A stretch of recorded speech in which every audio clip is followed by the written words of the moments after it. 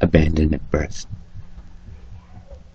The most important thing that ever happened to me was being abandoned by my mother.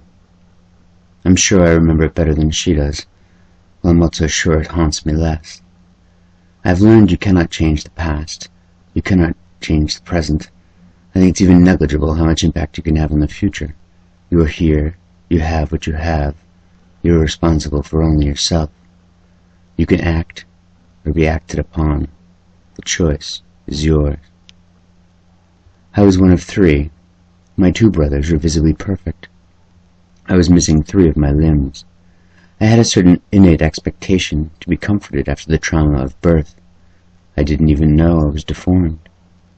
I knew something was wrong with me, however, when I saw my mother's face. I saw how she looked at my brothers, and then at me. As painful as it was, I was fortunate she didn't try to pretend she loved me, or wanted me. As painful as it was good for me to know right away where I stood, so I didn't develop any misunderstandings about life. So I didn't have to wonder if someone was going to cater to my needs, or if I was going to have to fend for myself. I knew right away where I stood.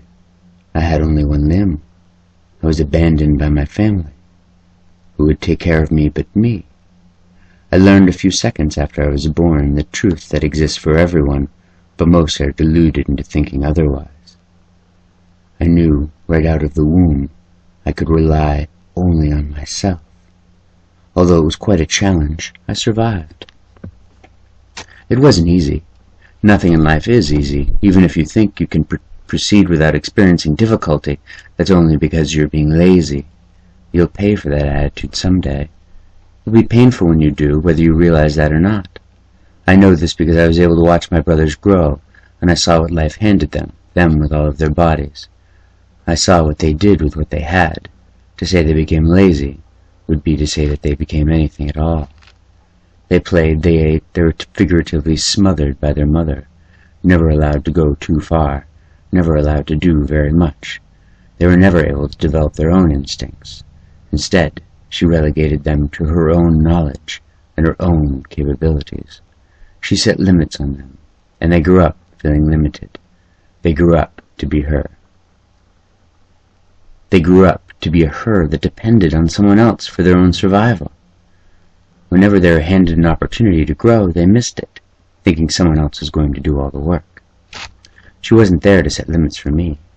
She wasn't there to tell me what I couldn't do. Rather, she had already expressed her clear expectations when she rejected me because I was deformed.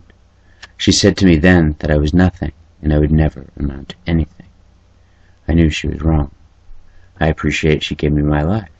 I don't appreciate her characterization that I was insignificant.